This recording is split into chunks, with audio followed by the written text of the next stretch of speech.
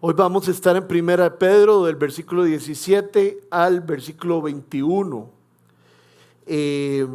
Vamos a pasar mucho tiempo en el versículo 17. Como hemos visto antes, a veces unos versículos tienen más carne que otros que se basan en él.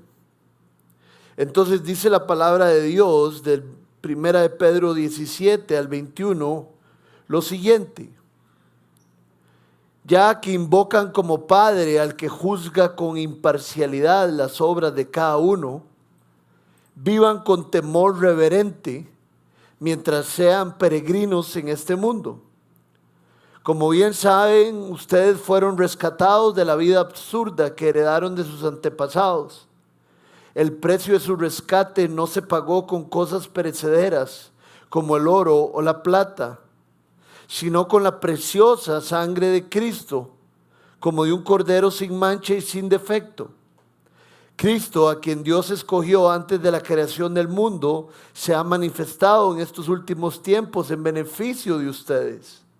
Por medio de él ustedes creen en Dios, que lo resucitó y glorificó, de modo que su fe y su esperanza están puestas en él.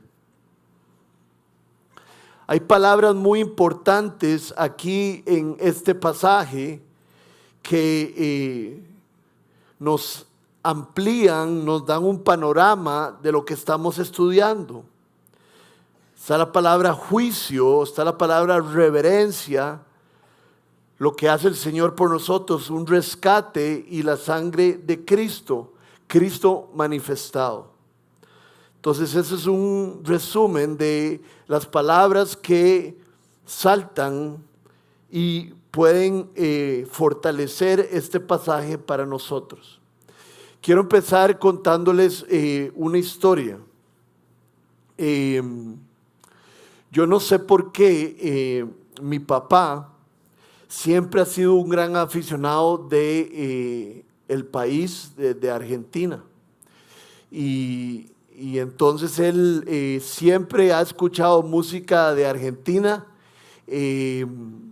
siempre le ha gustado el fútbol argentino y bueno, siempre le ha gustado la carne, ¿verdad? Obviamente. Yo aprendí todas estas cosas, él me enseñó de todas estas cosas. De hecho, yo he ido a Argentina varias veces, gracias a Dios, y la última vez fui cuando Lucy cumplía, ¿cuántos años? 40. Y fuimos al estadio, vimos al Boca Juniors. Pero la razón por la cual les cuento todo esto es porque generalmente el hijo quiere imitar a su padre. Y el día de hoy y el día anterior, el fin de semana que tenemos atrás, se ha hablado acerca de imitar al Padre. Hemos hablado de ser santos porque nuestro Padre es santo. Y eso es lo que tenemos que tener en nuestra mente a la hora de entrar a este pasaje. Se ha hablado de santidad y se ha hablado de que continuemos en esa santidad, imitando a nuestros padres. El gran predicador Charles Spurgeon dijo algo que me parece muy atinado para compartir con ustedes. Dice: procuremos que nuestros pies no nos lleven a ninguna parte, sino a donde nuestro maestro pueda ir con nosotros. No sea que las columnas de nuestra casa se conviertan en nuestra destrucción, como las columnas del antiguo templo filisteo. Charles Spurgeon tenía una capacidad de escribir increíble y de generar imágenes. Y como acabamos de leer, él lo que está diciendo es que Dios guarde sus pies, su caminar, lo lleven a lugares donde Cristo no esté presente o Cristo no esté de acuerdo.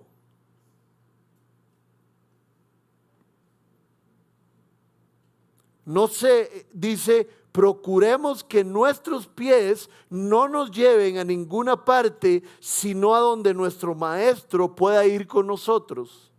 O sea, sigue hablando de santidad. No vayamos a lugares donde Cristo no sea bienvenido.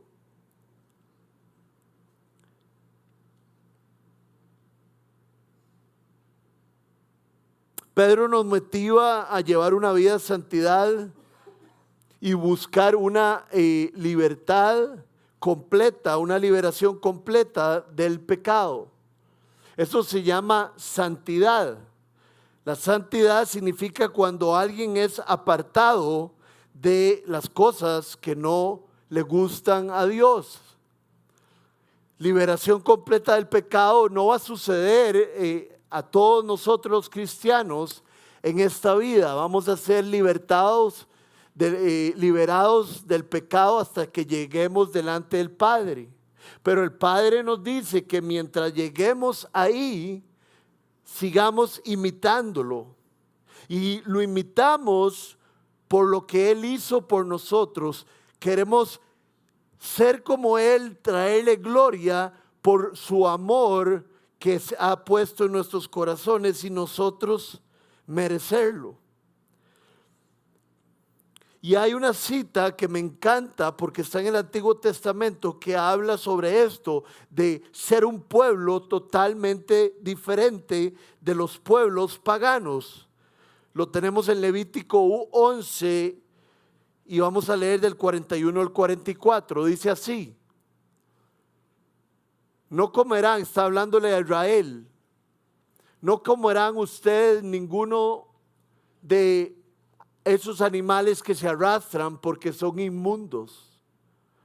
No comerán ningún animal que se arrastre sobre su vientre o que se apoye sobre sus plantas o que tengan más de 4 patas. En resumen, no comerán ustedes ningún animal que se arrastra.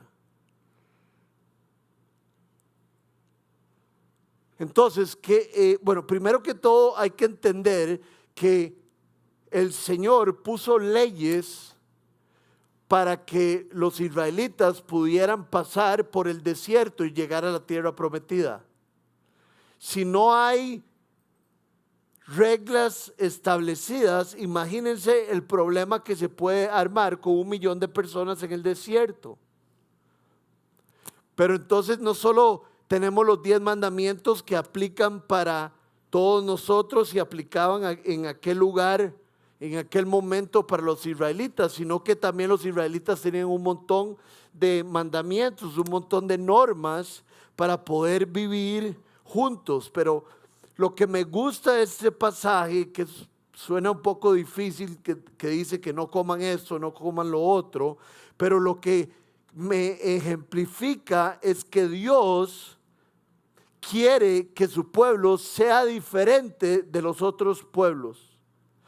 Todo mundo come de estas cosas, pero nosotros no vamos a comer de esas cosas. Porque ustedes son un pueblo diferente. Ustedes son el pueblo de Dios, el pueblo de Jehová, el Dios del Antiguo Testamento que sigue siendo nuestro Dios. Pero en el Pentateuco, los primeros 5 libros de la Biblia, constantemente encontramos esto, que haya una diferencia entre el pueblo de Dios y los demás pueblos. Y el día de hoy es igual. Dios quiere que haya una diferencia entre nosotros y las personas que no conocen del Señor. ¿Para qué? Para que esas personas conozcan del Señor. Para que nuestra manera de vivir, como en el Antiguo Testamento en el desierto, sea tan diferente, sea tan lúcida y brillante que otras personas se acerquen y pregunten: ¿por qué ustedes hacen estas cosas? ¿Por qué su pueblo? ¿Por qué vos sos tan diferente a los demás? Entonces, lo primero que deberíamos preguntarnos en esta mañana es si hay una diferencia entre nosotros y las personas que no conocen a Dios. Si realmente podemos decir, mis piernas no van a todos los lugares donde todas las personas van, porque yo he sido reservado para Dios. Hay que verse en el espejo de la Biblia y preguntarnos, ¿verdaderamente me dejo que el Espíritu Santo cambie mi vida? Ahora estábamos orando antes de empezar la celebración y algo salió como de mi corazón que estaba pidiéndole a Dios para mí. Y no sé, sentí como, ¿verdad? No fue como rayos y centellas, pero sentí como que Dios me dijo que Él quería que pasara aún más tiempo con Él, que leyera su palabra más de lo que lo hago el día de hoy. Y así era cuando yo me acerqué a Cristo. No, así es. No crean que su pastor no lee la Biblia y no ora y no pasa tiempo con el Señor, pero hoy Dios me puso como que así como cuando vine a Cristo, así debo de caminar el día de hoy, con las ganas y el amor y la humildad como recibí a Cristo. Todos ustedes que han recibido a Cristo debemos de seguir caminando con una hambre voraz de conocerlo y conocer la palabra. De hecho, tuve una imagen de, no les miento, de no ver tanta televisión, de no ver tanto fútbol, para poder dedicarme a ver otras cosas que me acercan a Él.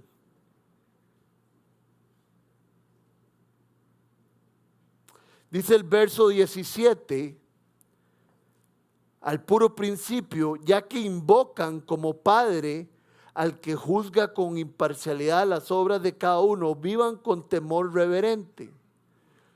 Hay una palabra fuertísima al principio de este versículo que es invocar.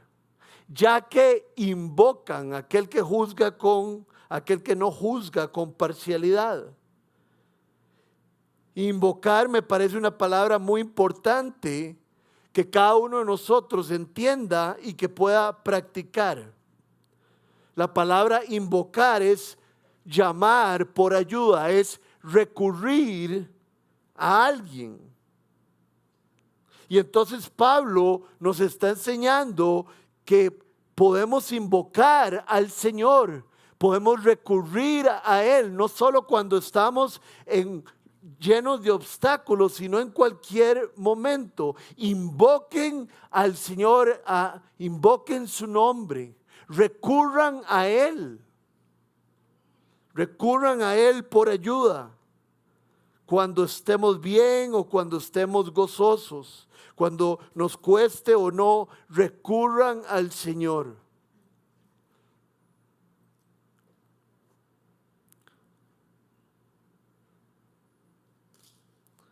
¿Estamos nosotros recurriendo al Señor? El otro día estaba limpiando el baño de aquí. Me costaba mucho quitar una mancha, pero demasiado. Vamos, se me hizo, andaba una curita, pero ya no la ando, pero no sé si pueden ver aquí un callo que se me hizo. Le daba y le daba y le daba y no se limpiaba, hasta que me salió un callo, imagínense. A nadie le importa.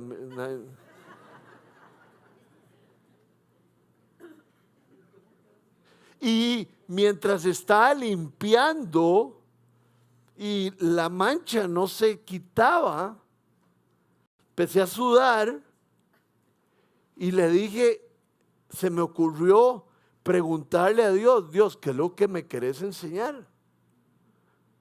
Estoy limpiando esta mancha y no sale. ¿Será que me querés enseñar algo limpiando esta mancha?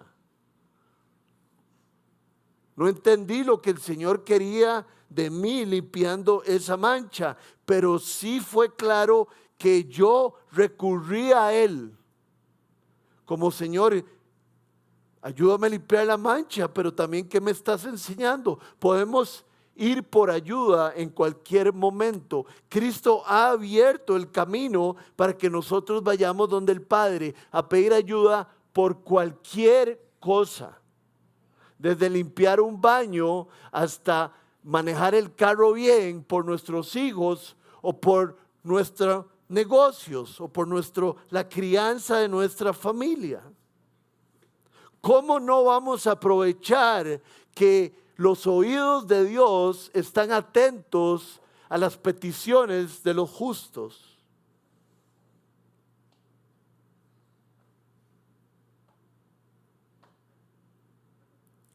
Si vemos aquí en el 17, dice, ya que invocan como Padre al que juzga con imparcialidad. Y muchas personas también, algunos de ustedes, les salte la palabra que dice que invoquen a Dios y después dice que el Señor va a juzgarnos. La Biblia enseña que las personas que no han puesto su vida en las manos del Señor, que no lo han hecho Señor y Salvador de sus vidas, se presentarán delante de Dios y Dios se gozará. Y dice Juan que Él más bien está preparando un lugar para cada uno de nosotros. Entonces, ¿cómo se empata esto que también nosotros vamos a pasar un juicio? No es un juicio de gozo. Es un juicio donde vamos a ser coronados como sus hijos. Pablo nos da un muy buen ejemplo en uno de los libros de Timoteo, donde él habla sobre esto. Va a haber un juicio para mí, pero les voy a decir de qué trata el juicio. Dice Pablo, he peleado, esto que vamos a leer es muy cerca de cuando Pablo va a morir.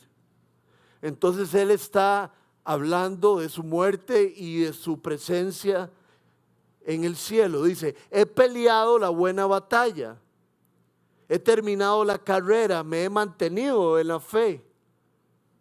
Por lo demás me espera la corona de justicia que el Señor, el juez justo, me otorgará en aquel día.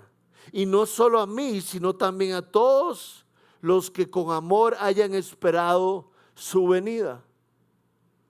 Pablo dice que ha de recibir una corona, pero después de haber pasado el juicio a través del juez justo. Y nos hace una invitación lindísima, que esto hemos de heredar a aquellos que esperamos su venida o a aquellos que vayamos a estar donde Él está.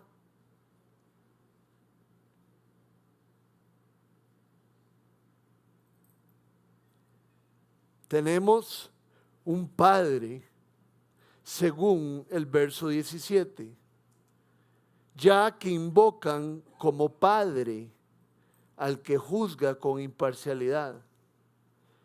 No podemos seguir estudiando el verso 17 sin detenernos aquí.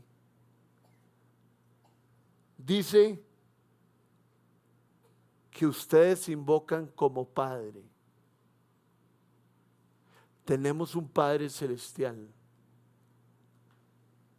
Tenemos un Padre perfecto, un Padre que siempre está con nosotros. Algunos de nosotros tenemos grandes heridas de nuestros padres, o algunos de nosotros no tenemos tan grandes heridas de nuestros padres, pero nuestros padres son pecadores igual que nosotros y fallaron y todavía fallan en cómo criarnos y en cómo amarnos. Tal vez a algunos les cuesta más que a otros. Pero nosotros tenemos un Padre que nos ha adoptado según la palabra de Dios. Un padre que abre sus brazos cuando viene el hijo pródigo, cuando alguien se arrepiente y se vuelve a él. Ese es el padre que nosotros tenemos. Vean lo que dice el Salmo 103 del 13 al 19 acerca de esto. Tan compasivo es el Señor con los que le temen, con los que saben quién es Él, como lo es un padre con sus hijos. Él conoce nuestra condición, sabe que somos de barro. El hombre es como la hierba, sus días florecen como la flor del campo, sacudida por el viento, desaparece sin dejar rastro alguno. Pero el amor del Señor es eterno y siempre está con aquellos que le temen. Su justicia está con los hijos de sus hijos, con los que cumplan su pacto y se acuerden de sus preceptos para ponerlos por obra. El Señor ha establecido su trono en el cielo, su reinado. Hay una palabra de todo esto que es maravilloso, ¿verdad? Que dice que Él es nuestro Padre, inclusive que así como Él es nuestro Padre, también nuestros hijos serán influenciados por nuestra fe en nuestro Padre. Lo que más me importa resaltar de ese salmo es importante cuando dice que somos de barro, ¿cierto? Porque nos estaba diciendo que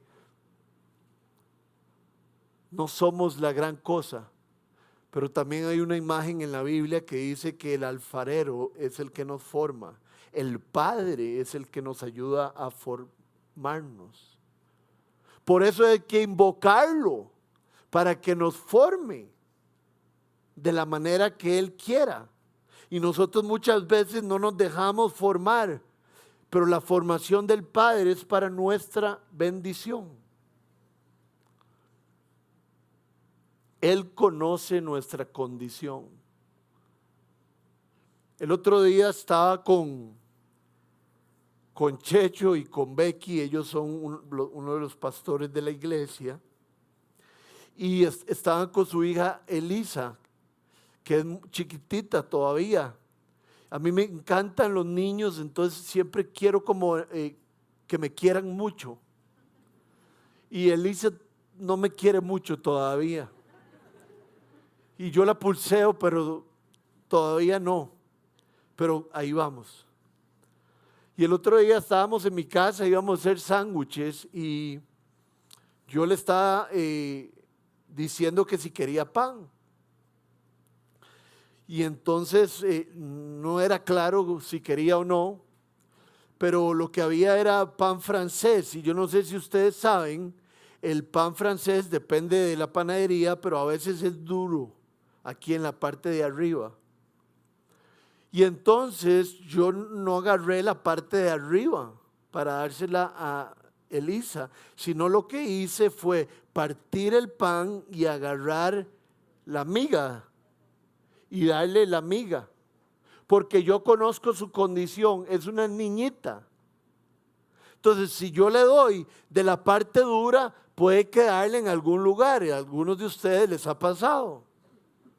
Pero yo conozco su condición, sé que es pequeñita, entonces le doy lo que sé que ella puede recibir y manejar. Y así de poderoso es que Dios conoce nuestra condición. Muchos estamos pasando por obstáculos, la vida es muy difícil. Ha dicho el Señor que por grandes penas entraremos al reino de los cielos. Estamos pasando por el desierto y eventualmente vamos a llegar a la tierra prometida, pero el desierto es fuerte. Por eso es que leímos en Timoteo, los que hemos pulseado. No sé si todo el mundo entiende esa palabra, pero los que le han puesto ganas y se han mantenido. entonces yo, conociendo la condición de ella, actué de cierta manera con ella. Y aquellos que se vuelvan al Señor, el Señor tratará con nosotros de la manera que necesitamos. Él sabe que somos de barro. Él sabe que somos nada. El libro de Juan en 15:5 dice, lejos de Él nada podemos hacer. Lejos de Él no hay, nuestras actividades no tienen un peso verdadero. Son como el viento. Para mi gusto, el teólogo más fuerte que hubo en el siglo pasado es un inglés que se llama J.I. Packer. Y tiene una frase muy profunda acerca de la paternidad del Señor con nosotros. Y quiero leerla con ustedes y quiero que tengan mucho cuidado. Si usted quiere saber cuánto una persona entiende el cristianismo, averigüe cuánto valora la idea de ser un hijo de Dios y tener a Dios como su Padre. O sea, aquí hay de todo. Aquí hay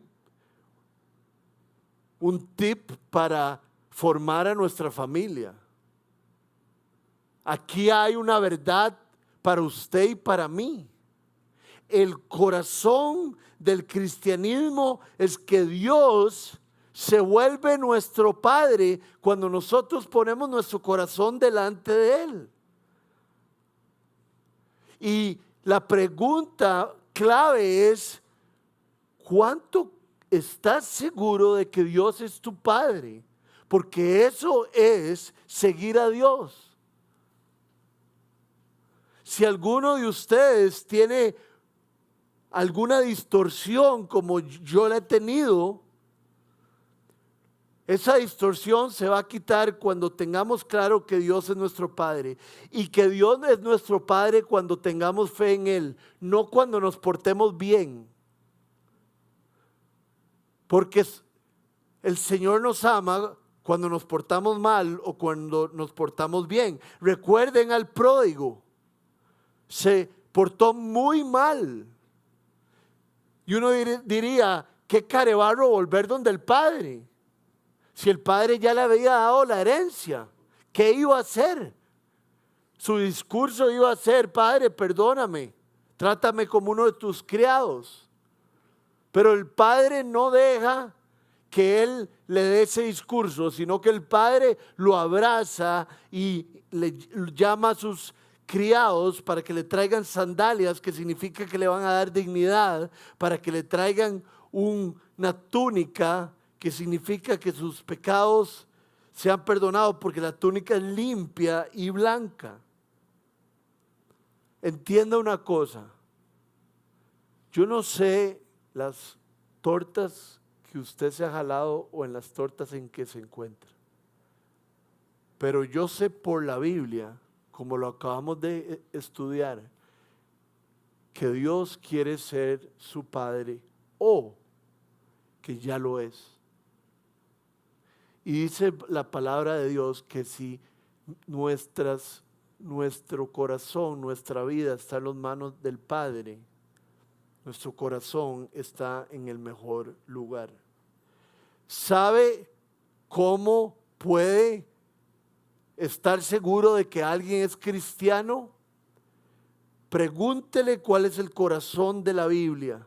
Y si esa persona le dice a usted, Dios es mi Padre, esa persona ha entendido el Evangelio.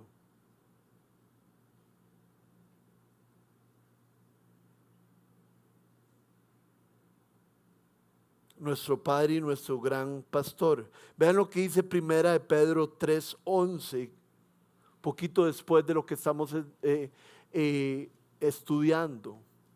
Y lo que habla es de la respuesta que debemos de tener cuando nos damos cuenta que Dios es nuestro Padre. La respuesta es esta. Es interesante. Pedro primero dice que Dios es nuestro Padre, que Dios tiene misericordia de nosotros, pero en el capítulo 3 nos ayuda a entender que aquel que es hijo de Dios, aquel que ha recibido gracia, vive de cierta manera. Como dijo Spurgeon, sus piernas van a lugares que Dios acepta. Entonces, si he recibido la gracia de Dios, festejo y adoro a Dios y le doy gracias. Pero mi reacción puede ser esta: apartarme del mal y hacer el bien. Dice que busque la paz y la siga. Cuando nosotros recibimos un gran regalo, usualmente hacemos algo especial para agradecerle a la persona que nos ha dado algo.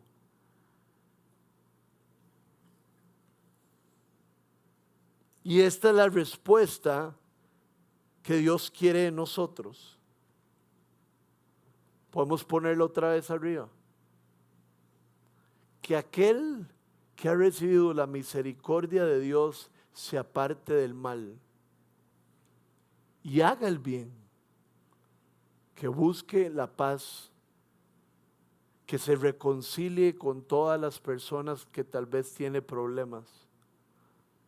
Y eso generará oportunidades de decirle a las personas por qué estamos tratando de hacer el bien.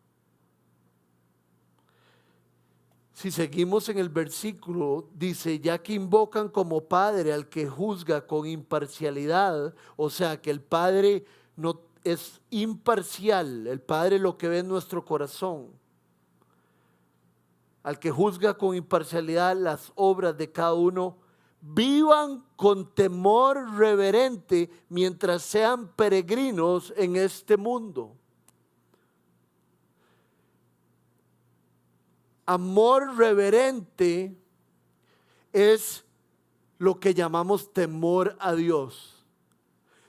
Cuando se habla en la Biblia de temer a Dios, no se está hablando que tenemos miedo, sino cuando habla la Biblia de temer a Dios,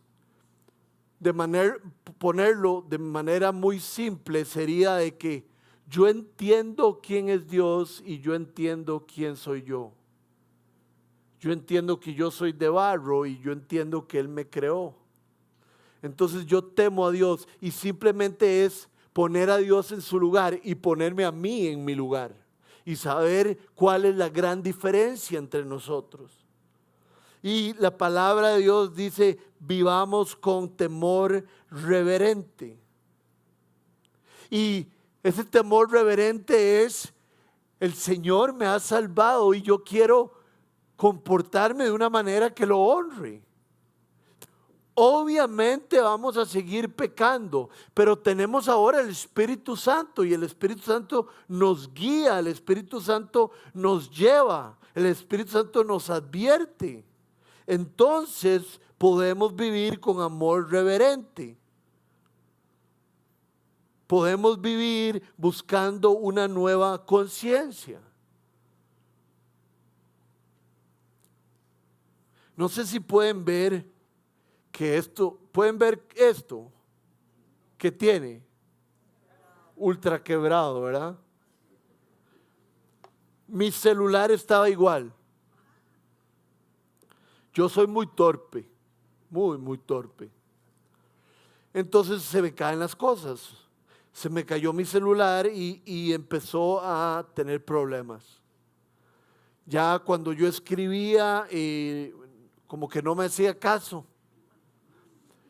Ya la alarma, yo ponía la alarma y no me levantaba. A veces los mensajes de texto no me funcionaban. Mi teléfono era un desastre. Y mi teléfono está a nombre de Luciana, mi esposa. Entonces ella era la que tenía que hacer la vuelta para tener otro celular.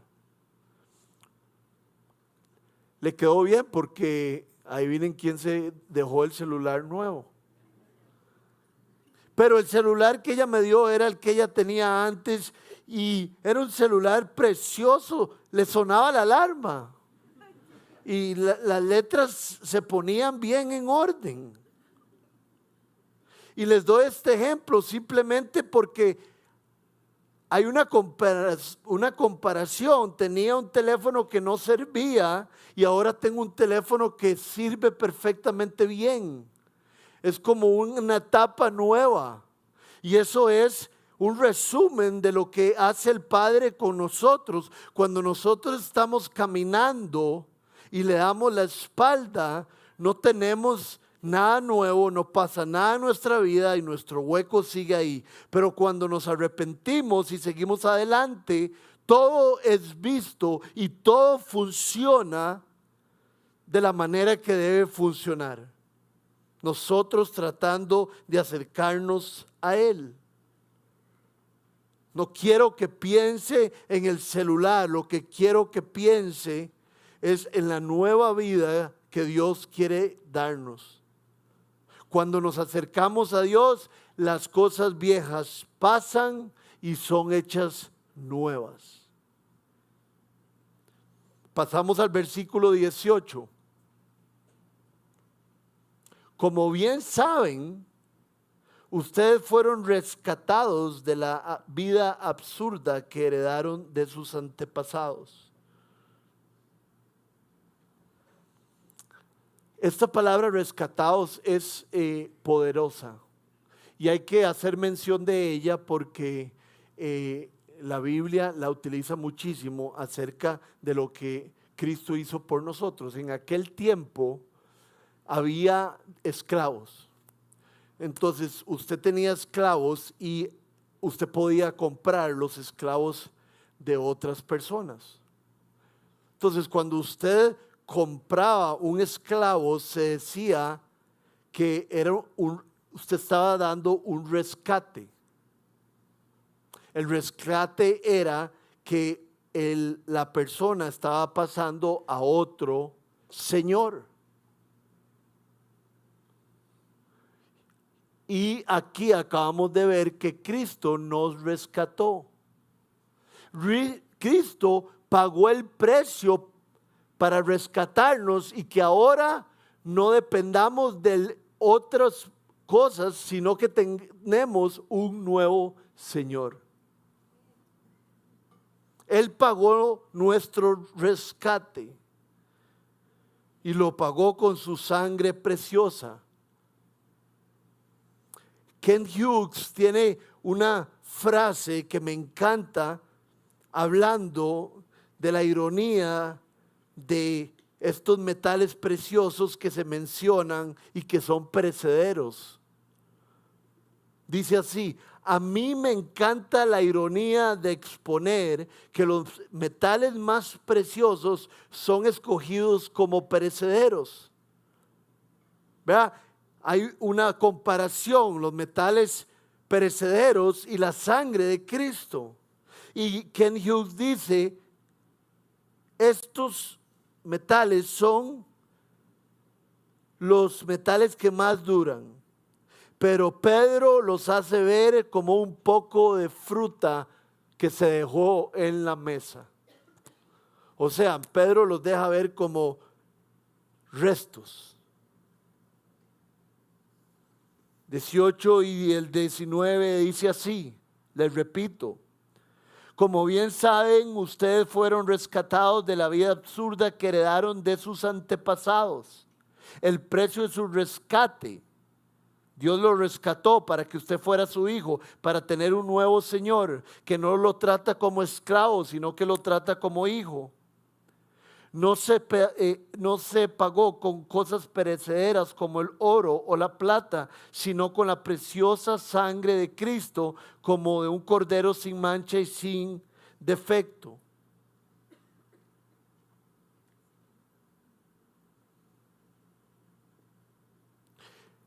Esto que habla de que hubo un rescate de nuestro lugar, tiene que ver con la justificación. Nosotros, cuando estábamos lejos de Dios, el pecado reinaba sobre nosotros. Ahora el pecado no reina sobre nosotros, ahora la justicia de Dios reina sobre nosotros aunque tengamos pecado. Pero es más fuerte el que está en nosotros que cualquier cosa. Quiero leerles 2 versículos que hablan de esto. Dice así el Hebreos 9:14. La sangre de machos cabríos y de toros, ¿verdad? Está haciendo una alusión del Viejo Testamento, y las cenizas de una novilla rociadas sobre personas impuras, porque así se hacía antes para limpiarlas, las santifican. Esa sangre santificaba esos animales, de modo que quedan limpias por fuera. Si esto es así, ¿cuánto más?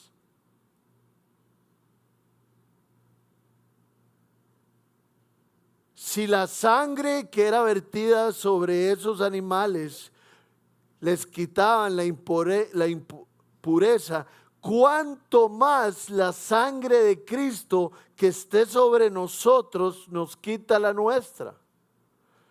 Quien por medio del Espíritu Eterno se ofreció sin mancha a Dios, purificará nuestra conciencia de las obras que conducen a la muerte a fin de que sirvamos al Dios viviente. Y la purificación ya no es externa solamente, la purificación es interna. El Espíritu Eterno viene sobre nosotros y nos limpia. Muchas veces nos hemos preguntado por qué es la sangre, por qué siempre, ¿cómo es esto de que la sangre nos limpia de todo pecado? Ok, en el Antiguo Testamento y en aquellos tiempos, en cualquier pueblo en general, la sangre era vista cuando se vertía sangre, cuando había sangre, había un significado. Y el significado era que así como la sangre es el elemento esencial de la vida, cuando se exponía la sangre, se le moría, se le quitaba la vida a un animal, su sangre, que era la parte esencial de su vida, era vertida y él ya no tenía vida. Y entonces se habla de Cristo como el Cordero sin mancha y se habla de su sangre. Se habla de que Cristo murió y su sangre nos salvó. O sea, el componente esencial de Cristo, su sangre, lo que le daba vida, fue vertido, ya él no tenía vida, para que nosotros fuéramos purificados.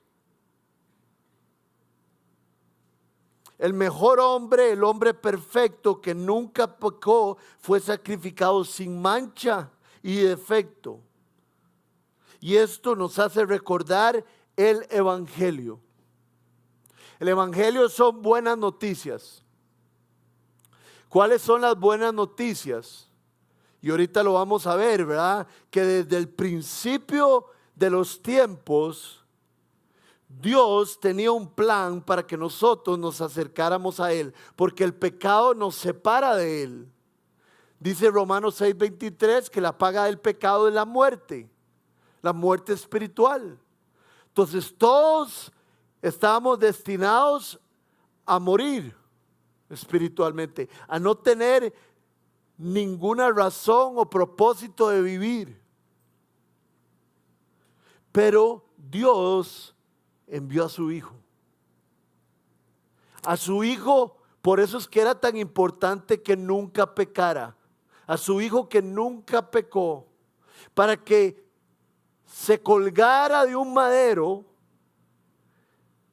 se sacrificara el Cordero sin mancha, y como Él no tenía mancha, podía recibir la mancha de todos nosotros como sacrificio, y nos daba a Él su justicia. Ya lo he dicho muchas veces, es un intercambio. Nosotros le dimos a Cristo o le podemos dar a Cristo nuestros pecados y Él nos da su justicia, su obra perfecta. Delante de Dios somos hechos santos. ¡Qué buena noticia! El desastre, el loco de Rodrigo Fournier, ya no, Dios no lo ve como pecador, Dios lo ve justo, lo ve como su hijo. ¿Por qué? Porque la sangre de Cristo fue vertida. Se le quitó la vida a Cristo en mi lugar. Cuando celebramos la cena del Señor, eso es lo que celebramos. Cuando tomamos la copa y la tomamos, esta es mi sangre que fue vertida por ustedes, dice Jesús.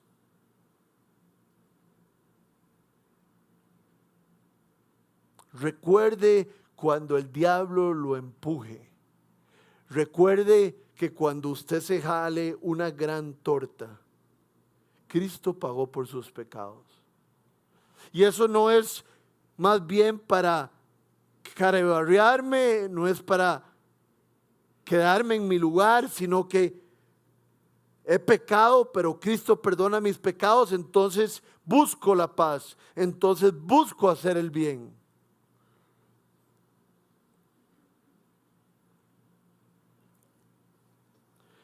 Como les dije, desde el principio de los tiempos había un plan. Versículo 20.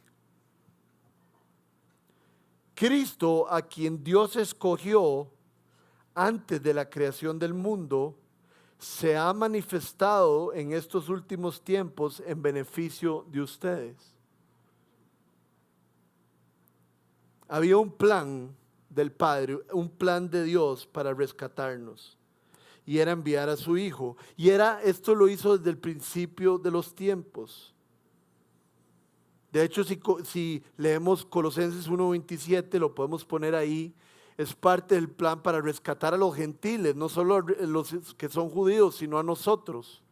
Dice Colosenses 1:27, a estos, nosotros, Dios se propuso dar a conocer cuál es la gloriosa riqueza de este misterio entre las naciones, que es Cristo en ustedes, la esperanza de gloria. Cristo ahora abrió sus brazos no solo a su pueblo judío, sino a todo el que crea en Él. Dice el libro de Juan, a todos los que crean en Él se les dio el privilegio de ser llamados hijos de Dios. Y esto es muy importante porque aquí rompe el pensamiento de muchos en dos. Aquellos que creyeron en Él, se les dio el privilegio de ser llamados hijos de Dios. O sea, los que crean en Él, se les dio el privilegio de ser llamados hijos de Dios. Los que le hayan entregado su vida, los que caminen con Él, los que pidan su Espíritu Santo. Pero hay unos que no creen. Hay unos que no han entregado su vida a Jesús. Hay unos que no caminan con Él y lo han puesto como el tesoro de sus vidas. Y esos no son hijos, son simplemente criaturas. Entonces nosotros hoy tenemos buenas noticias para los que no han conocido al Señor. No hay una fórmula. Simplemente es, si usted ha sentido que el Señor lo está llamando, simplemente decirle a Dios, Dios, te quiero conocer. Mi vida realmente no tiene mucho sentido. Trabajo, gano dinero, como, ando en un carro bonito, trabajo, gano dinero, ando en una moto, trabajo, y todo es una espiral como si fuéramos un hámster. Pero Dios nos saca de ahí y nos da un propósito. En esta vida nos da paz que sobrepasa entendimiento. Volvámonos al Señor. Y es interesante porque antitos de esto no podemos ignorarlo, dice así, el versículo 17, lo traigo otra vez, a pesar de que ya vimos el 17, porque nos da una idea muy importante acerca de esto. Dice,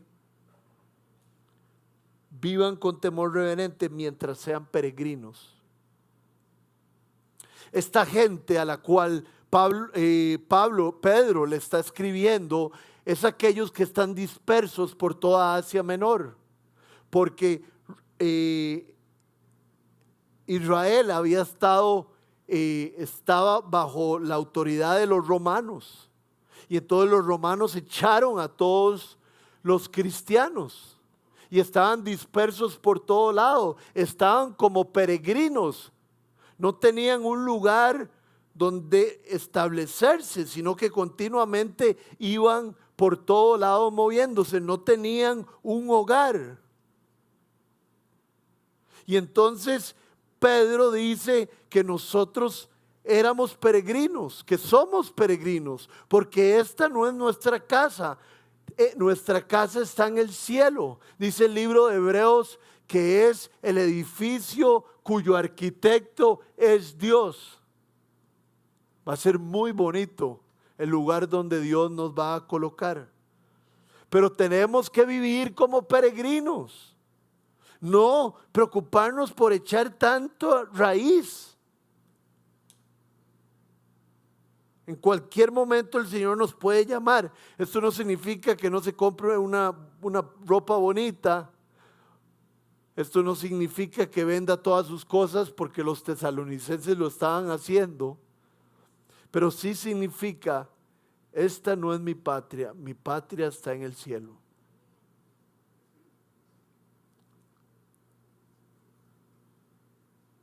Y seguimos adelante.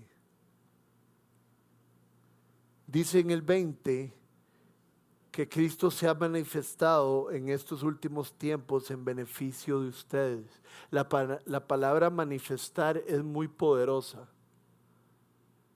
Por eso es que en la Biblia hablamos a veces del gran misterio. El gran misterio es algo que venía del Viejo Testamento. Lo hemos visto antes. Los profetas escribían sobre cosas que ellos no entendían tanto. Simplemente lo que entendían es que iba a venir un Salvador. Ese era el misterio. Pero el misterio fue revelado. Cristo, el Señor, nos daría esperanza. Dice el libro de Hebreos en la primera parte, del 1 al 4, no lo voy a decir todo, dice que en los últimos tiempos Dios ha decidido revelarse, y ha decidido revelarse por medio de su Hijo Jesucristo. La última revelación que se va a dar. O sea, Dios está diciendo, véanlo a Él, así soy yo, me estoy manifestando y esta es mi última manifestación, vuélvanse a mí. Porque como actuó Él, actúo yo.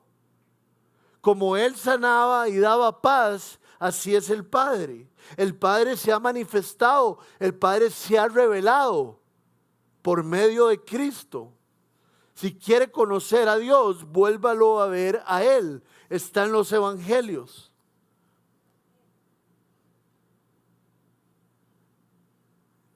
Por medio de Él, por medio de Cristo y su obra, creemos. Versículo 21. Por medio de Él, de Jesucristo, ustedes creen en Dios.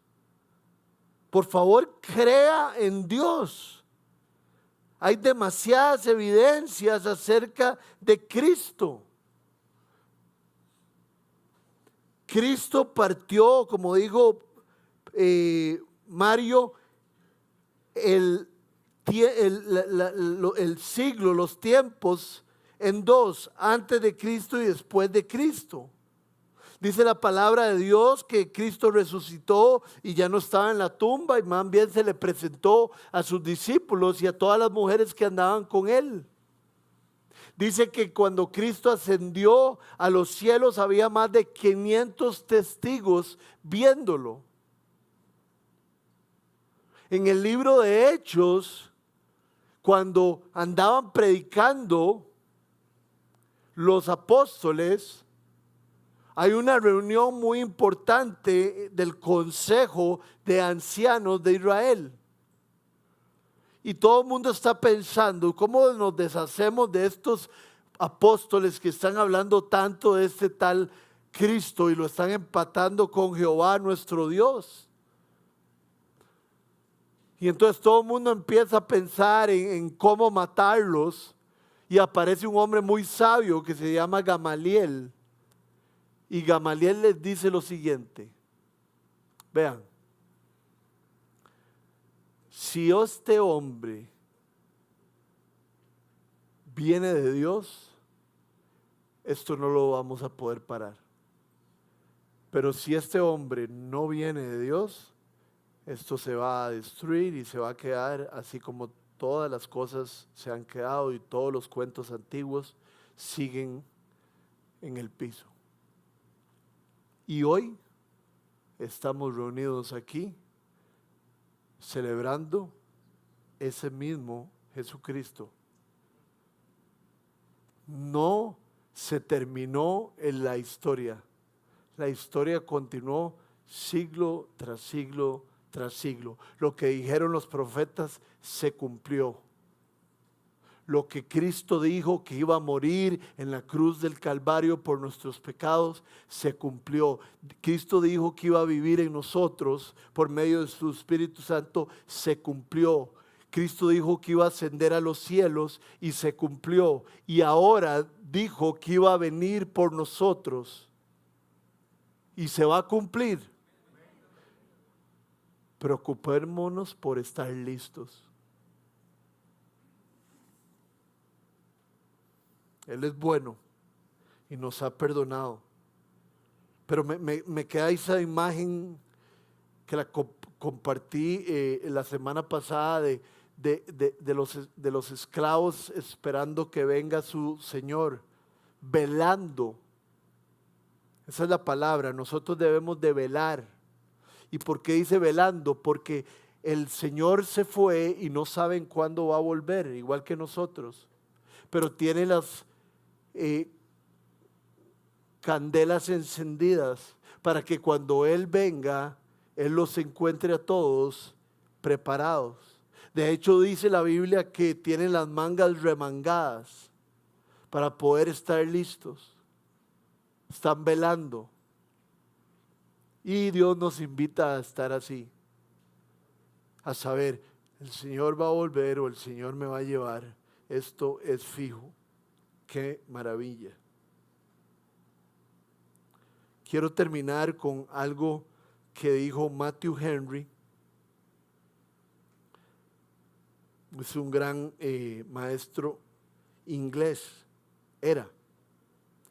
Dice así: tal vez se podría decir que lo radicalmente nuevo en el cristianismo no es la fe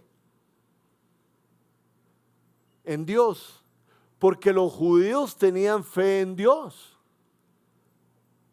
La diferencia radical de los cristianos es que tenemos una esperanza.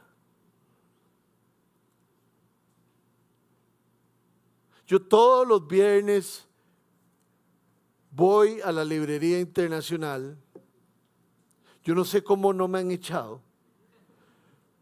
pero si ponen asientos y son como muy cómodos, es porque permiten que nos sentemos ahí. Entonces, mi hija va y agarra libros y se sienta y los empieza a leer. A ella le gusta leer mucho y yo voy y agarro libros y los empiezo a leer, y como después de una hora o hora y media, después nos vamos. Los asientos están ahí.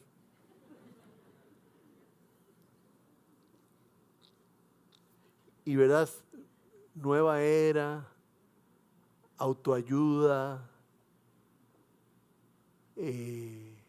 el chakra. ¿Cómo se dice que cuando uno hace mal y se le devuelve? El karma, religiones. Y después salen las Biblias y los libros que hablan de Jesucristo. Podríamos quemar todo eso. Y aún así la palabra de Dios sigue hacia adelante. Se ha demostrado.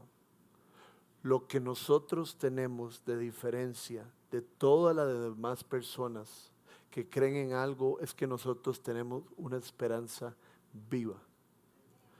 Dios nos ama, Dios es nuestro Padre, Dios nos cuida y eventualmente estaremos en su presencia.